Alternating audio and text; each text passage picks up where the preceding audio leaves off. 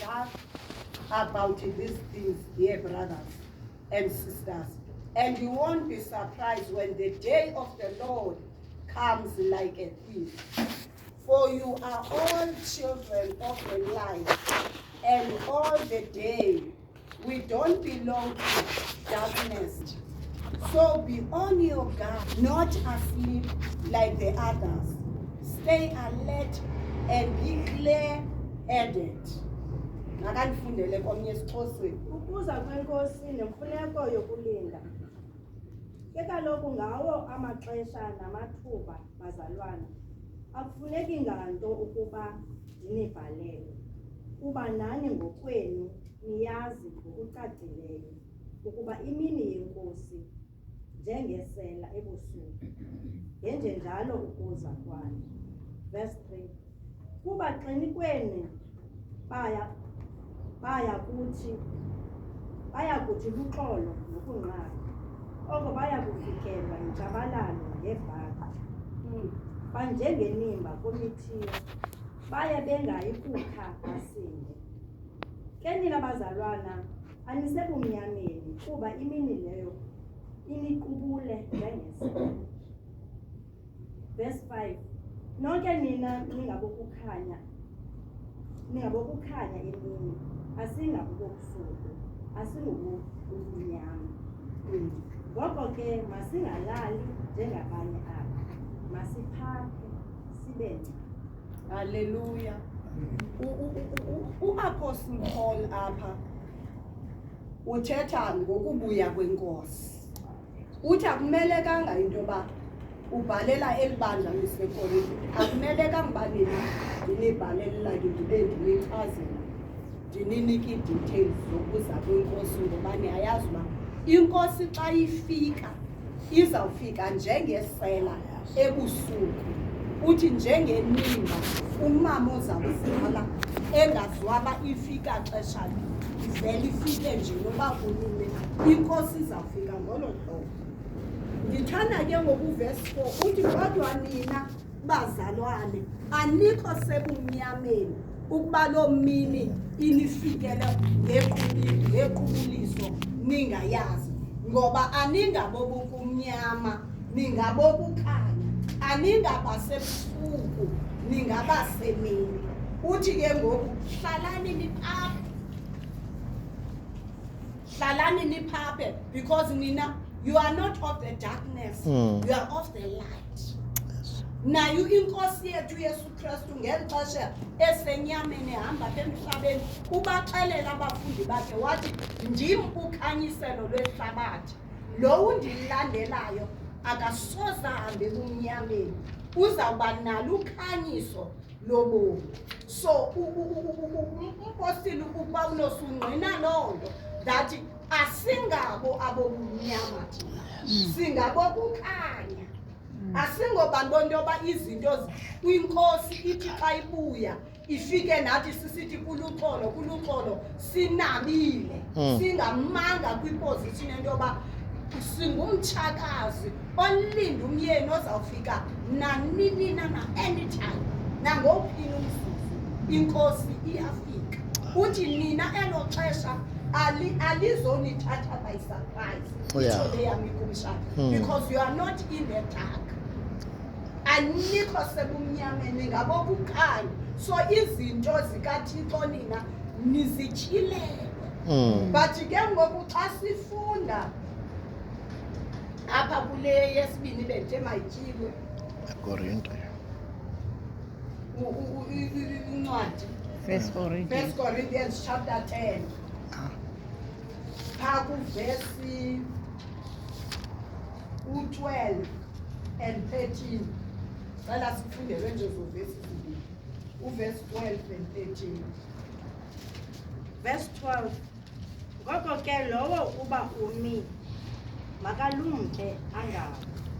Oh Jesus. Verse 13.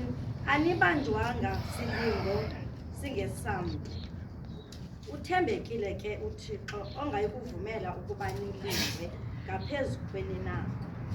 Owothi kunye nesilingo eso avelise ithuba lokuphuma kuso ukuba benakho ukuthwala. Hallelujah. Ezba isixelela le ukuthi imini yenkosi ayizusifikela ngequbuliso. Ngoba asingabokumnyama, singabokukhanya. Asingabobusuku, singabemini. Amen. So yonke into eyenzekayo xa umile itsho ke ngokule ithi if you think you are standing strong, be Take careful it. not to fall. Why umoya oyingcwele eveza lento ngohlobo namhlanje, it's because ikhona into asikhobisa yona ukuthi kuzoba khona izinto while you are standing in the light ungokukhanya, ungowemini, ungowobusuku. But as much as uyayazi into yoba you are standing in the light and you are standing strong, uthi be careful ungawi. Jesus. Uthi the temptation in your life are no different from what others experienced. And God is faithful. He will not allow the temptation to be more than you can stand. When you are tempted, He will show you a way out that you can endure, that you can escape. Now, into ezakuyenza ke ienemy, nanso le warning izalo moya oyingcwele. Kuzoba khona i-difficulties. Umama sesitsho kuzoba khona i-challenges. Ezizawufika zifikela ntoni kumakholwa, zifikela into yoba ube distracted. Njalo. Zifikela into yoba ngokuba umile ustrongo, zifikela into yoba uwe. Now inkosi yasicebisa ke ngoku into yoba be careful. Asikho isilingo ongena kuso esingakhange omnye umuntu akangene kuso. Funeka uyazi uba nantoni ngoku ohlangena nayo ekufikelayo khange ingamfikela omnye umuntu. And ekufikeni kwayo uThixo kwayena unendlela yokuthi xa wena umile aveze ithuba lento yoba uphumele. Yes. So kule distraction uSathana azayizisa, kulento azayizisa ezakwenza uluze ifocus, ushifte iposition. Funeka uyazi uba nakuleyo uThixo ukhona. Yes. Nakuleyo uzawuphumelanga. Do not be distracted. Wathi umoya oyingcwele ayithethayo namhlanje, do not be distracted. Yeah. Suphazamiseka, sukusuka kwiposition yakho, sukushenxa kuThixo wakho. Noba kuzawuvela isilingo esinjani na, noba kuzawuvela into enjani na, noba injani na into ezawuvela, okanye selivelile mhlawumbi kwabanye sesikhona iziyika ojongene naso. But funeka ukhumbule ukuthi uThixo akukho nto obambene nayo engeso silingo sabantu, engakhange ke kube khona omnye umuntu kwelinye ixesha kwenye indawo ibikhe yamahlela lento ikwahlelayo kuhlelwa zizilingo ebezikhe zabahlela nabanye abantu esithi ezawuthi uThixo nesilingo eso aveze ithuba that ukwazi ukuphumela. Akupheli bomi. My God. Because when ezi zinto zifika, when uSathana sezizisa ezi zinto okanye when uThixo ekuvavanya ngezi zinto, uye kube ngathi kuphelile. Uyayibona loo nto ingathi you have reached the dead end. Kanti no. So ubona i-dead end unjalo uThixo veze ithuba lokuphumela. Yes. The enemy will come very strong with izinto ezizawusishukumisa. Yes, kunjalo. With izinto ezizawufuna sisuke, so that when inkosi ifike singekho endaweni kwiposition. yakho. But namhlanje uthi Thixo, do not be distracted. Suphazamiseka. Jesus. Masukusuka suku hlala kulowo umaziyo ohamba naye. Yes. Hlala kwizinto zaziyo akutyhilele zona kule jeni yokukholwa ende engelula. Yes. Enemicelingeni. But Emininzi. uthi uThixo, do not be distracted. Because nantoni na ojongene nayo ungayivumeli kube. Amen.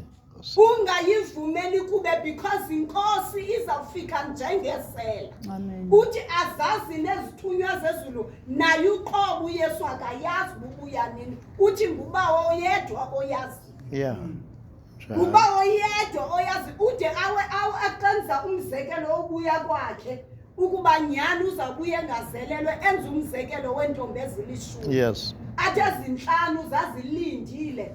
Amini intombi ezilishumi zazilindile. Zonke ziziphethe izibani because zilinde umyeni. Yeah. Now ngoba zilinde umyeni nje kanti ezinye ziphethe nje izibane ezizigcwelise ngeoli. Kanti ezinhlanu in this parable kaYesu ziphethe izibane ezigcwele ioli, ziphethe neoli ezathi xa iphelile esibaneni babuye bathini bathe kwakhona. Ngumzekeliso, there was no ntombi ezilishumi but wayesenza umfanekiso ngqondweni wabantu abalindileyo babalinda njani. Because isibane esililizwi likaThixo. Yeah. Ioli imela umoya oyingcwele. Uyayibona loo nto leba akumi njengelizwi lodwa. Yeah. Engekho umoya oyingcwele. Because zonke izinto zobukumkani bukaThixo zikuyo umoya oyingcwele. uYesu wathi xa nyuke buyela kubawo wathi ndizanixelela omnye umthetheleli ongumoya oyingcwele. So zonke izinto nelizwi ukuba uliqonde kakuhle ungathi ngoba ndilithetha ngoku siphume apho ungaliqondanga kakuhle kakuhle. Kodwa xa ubuyela kweza scripture umane uzifundela ngoku wena sowethi umoya oyingcwele lapha kuwengaphakathi uzabuya kunike akutyebisele akunike nengcaciselo engaphezulu kwale endinayo. Uyayibona loo nto leyo. Uthi ke ngoku abamazi umyeni uzawufika xeshani. The only thing that they know is that we are waiting. Yes. Yeah. For the groom. Yeah. Uma kodwa ulindile ulinde ubuya komyeni but akalazi ixesha. Uthi kwathi in the midnight kwavakala isimemezo nanku umyeni efika umyeni. Ezinhlanu zaphakama zathatha izibane zayo ioli seyihlile zagalela ioli zaphinda izibane zalahla zalayita kakuhle. Ezinhlanu izibane ziyacima. Ioli phelile because kaloku utheni kudala kulindiwe. Nangoku baninzi bebeqale kakuhle behamba kakuhle bemthembile uThixo bethembakele bemkhonza uThixo but babona indlela inde kudala silindile akade afika umlimi. Masikhabeke siphuma ngapha sabe siphinde siyibambe phambili. Kanti ngelaxa usaphuma ngapha usuthi uzayibamba phambili uyafika umyeni. Njengezantombi izinhlanu ezaphuma ngelixesha umyeni esiza ziyonqonqoza ziyofuna ioli. Wafika umyeni zingekho sayofuna ioli wangena umyeni waluvala ucango. Xa befika benqonqoza ucango livaliwe. Umyeni ungenile emsithweni nabe bemlinde kakuhle. So uThixo namhlanje uthi do not be distracted. Nantoni na ekwahlelayo nantoni nodibana nayo akhange ingehli komnye umuntu but waphuma. Kuba sinophakama sonke apha singathi xa sisiva ubungqina babantu izinto abadlule kuzo ibe ngathi ngokubalisa intsomi. But xa umva ubuzaza bayo lento ayichazayo ufumanisa into yoba hayi babindi badatsho hangendafayo mna ubayindi. But because of uThixo ukhona ovula ntoni ovula ithuba for you to escape. Yeah. Angakalinge afike umyeni uphazamisekile. angakafilinge afike umyeni usathe gubuqala Jesus. kusekhona into sayoba busy ngayo osithi hayi ndizabuya uyandithandaza uThixo uyayazi Yo. ngoba i-enemy when isirobha ngolo hlobo ba uThixo wethu nguThixo onenceba nguThixo oxolelayo khawuke uthi gubucala ulungise le nto ngale ndlela xa ubuya ucela uxolo kuThixo uThixo uza kuxolela what if xa ubuya inkosi selibuyile Yo. Yeah. what if xa ubuya uthi usothuka bonke obubashiye bekhona abekho they are gone Yo.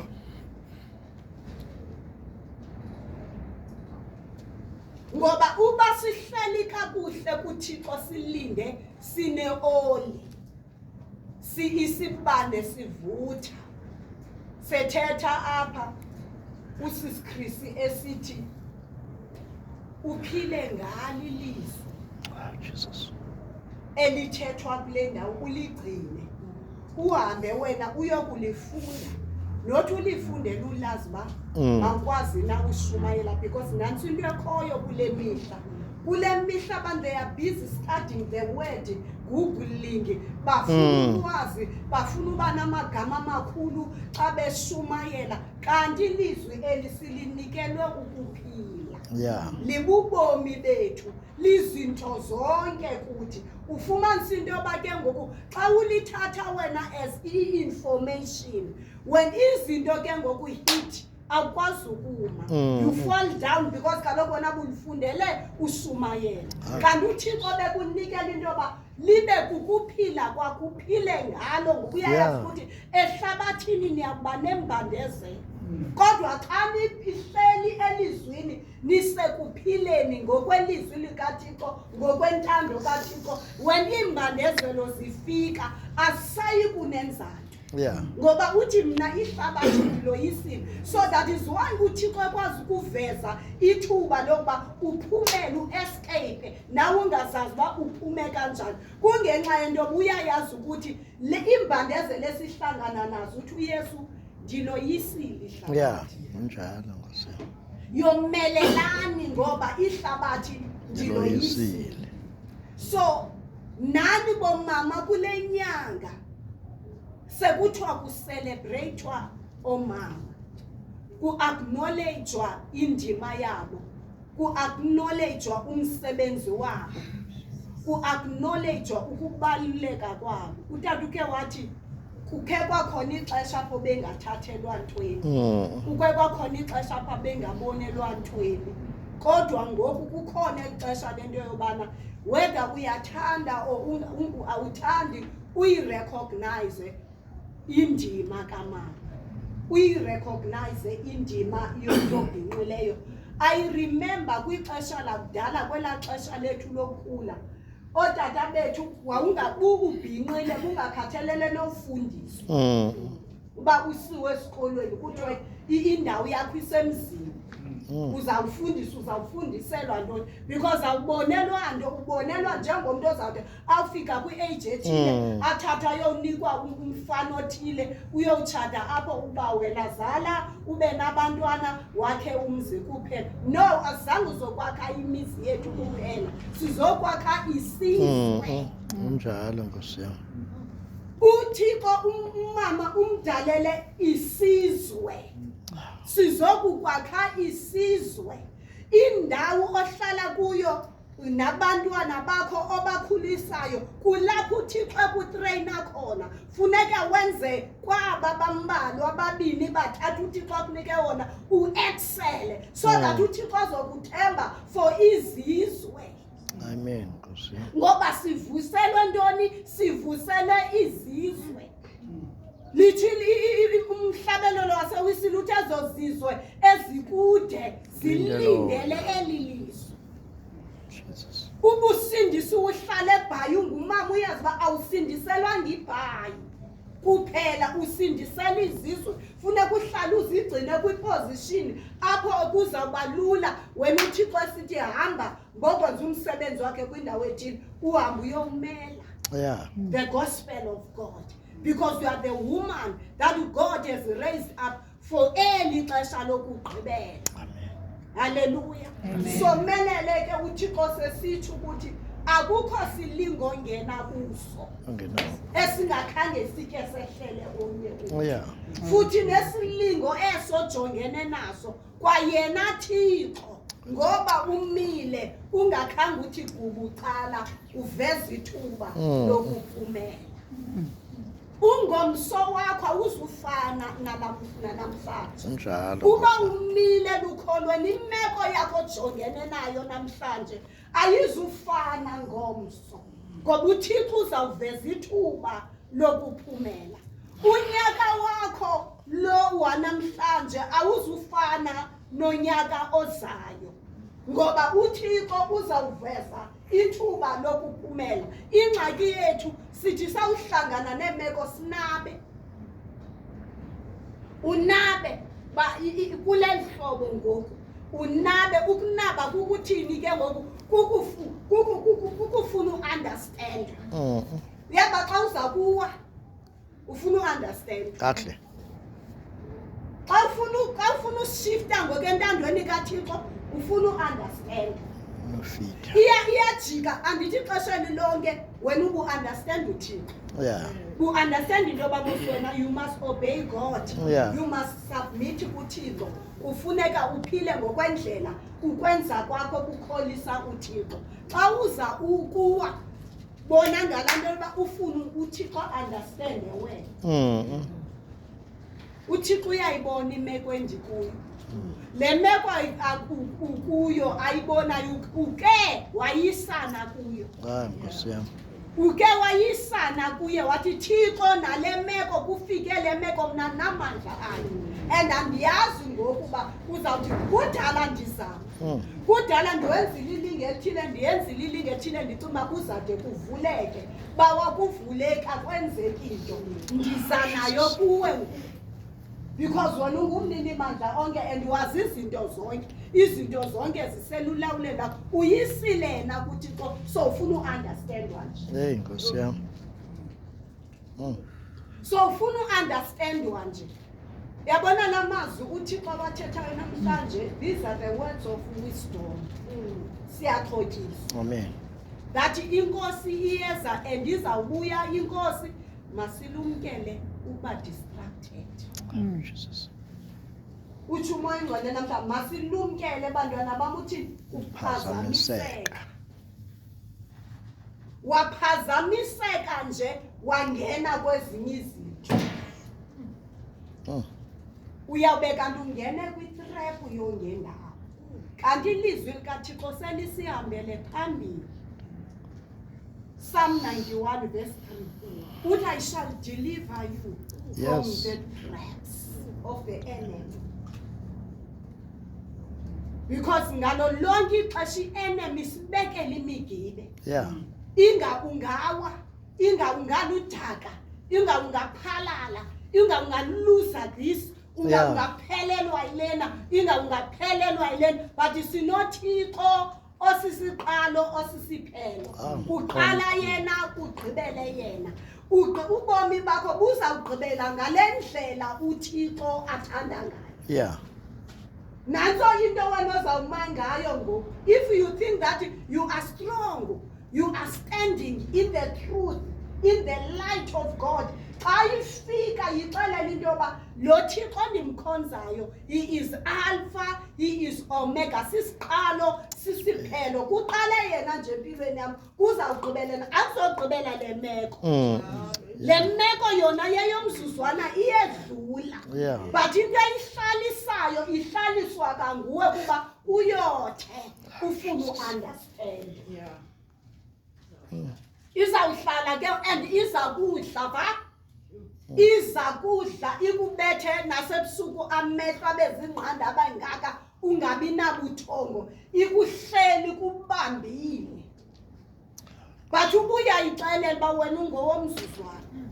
I don't care noba imeko yami benjani. I don't care noba bamelwane bahlekile. I don't care noba bandihlebile noba kwenzeke ntoni na. But wena Thixo you are the Alpha, you are the Omega. Ndiyadlula ndikwijeni. Wena ukwijeni uqanda amadada. Unjalo Nkosi yami. But awuhlale edadeni. uyadlula because kukhona Nkosi yakhona. Awuze njenga-physical xa uhamba ngemoto utravelisha okanye uhamba ngebhasi seke wonakalelwa yibhasi endleleni. Yho. Yake yasonakalela thina notata apha sisibheke eKapa yasonakalela apha eFlat. Kwathi bekufuneka sifike eCape Town ngo-6 ekuseni sayofika ngo-10 emini.